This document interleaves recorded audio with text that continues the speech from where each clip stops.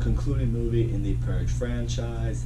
Thank God. This movie, unlike a lot of other ones, takes place the day after the Purge annually commences. It's typically 12 hours a night. All crime, including murder, is legal. But on this particular day, we discover that there are a group of people who are part of this hate group who want to continue the Purge forever. Eradicate the U.S. of immigrants and, people who they feel aren't worthy of being in America. They want to just continue this purge until America is cleansed. The United States has implemented martial law, and right now we have a group of people who are being hunted by these people, and the only way they can survive is Mexico has opened its borders for the next 6 hours. If they can get to the Mexican border in the next 6 hours, they'll be safe and they'll be free. I have always appreciated the premise of these Purge movies. I mean, the premise is great. What if, for one night a year, all crime was legal? What would that do for the country? What would it do for the economy? What would it do for crime rates? It's a really interesting premise. The problem is, the issue that I've namely had with these movies is the execution of it has been, it's been very underwhelming to say the least. And the first Purge was just a generic home invasion movie. The second Purge I thought was better because it actually showed people trying to survive the night. Then the third Purge was literally the same exact premise again, and so was the first Purge. The movie The First Purge, not the first Purge, but you know what I meant. Naturally, I was really just looking forward to this franchise dying, and thankfully it finally is. Honestly, there's really not much to like about this movie. I'm gonna get into it straight to the point. I get it, these movies are slasher thrillers. In those cases, typically you're not supposed to care about the heroes too much because the implication is the heroes are going to die. But in a situation like this, because the Purge movies have so much social commentary to them, you feel it's important to care about the characters in this movie. To give you an example, they're in this group of people. You have a Mexican who's just immigrated here from the US, and you have the rich southern white guy. Those two don't always see eye to eye because of cultural differences and everything like that. You're kind of hoping that along the way, they see the good in each other, they develop this friendship or this bond or whatever it is. And the movie tries hard to make you feel like that's what's happening. The problem is, I never really bought into that because the movie never really explored on the character development for these characters as well as they could have. The whole movie is basically just a fucking journey. You're just going to go from plan A to plan B, try to survive it.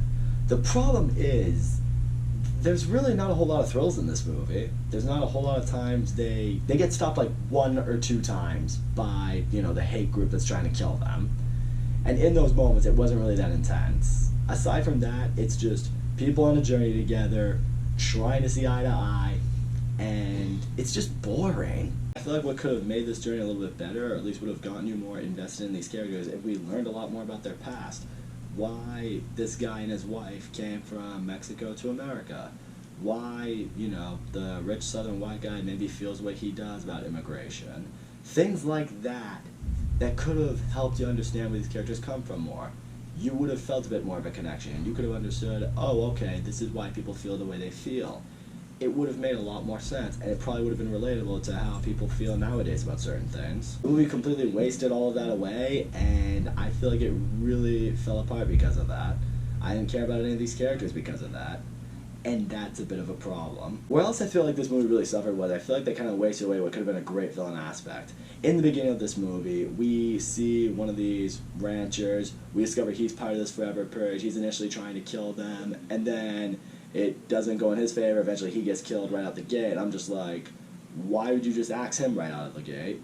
He seemed like he was going to be one of the leaders of this organization, one of the leaders of this hate group anyway, and he was gonna be hunting these guys, hunting these people. It maybe would have felt a little more personal because he had worked with them, he had been with them.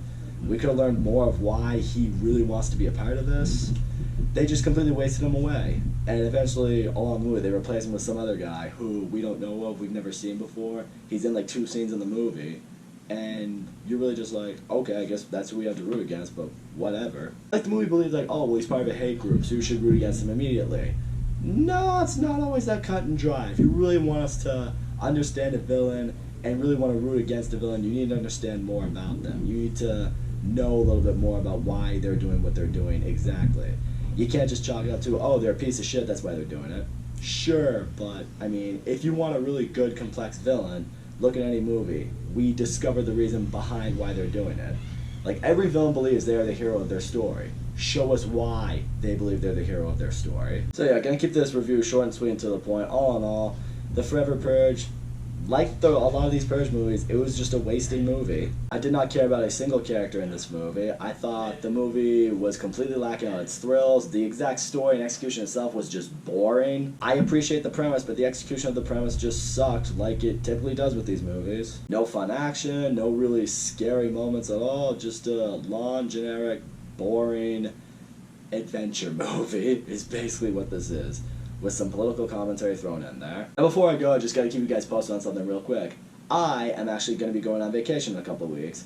Me and a couple friends are going to Orlando, Florida. We're gonna be down there for 2 weeks. We're gonna do all the fun stuff, you know, Disney World, Universal, hit the beach a few times.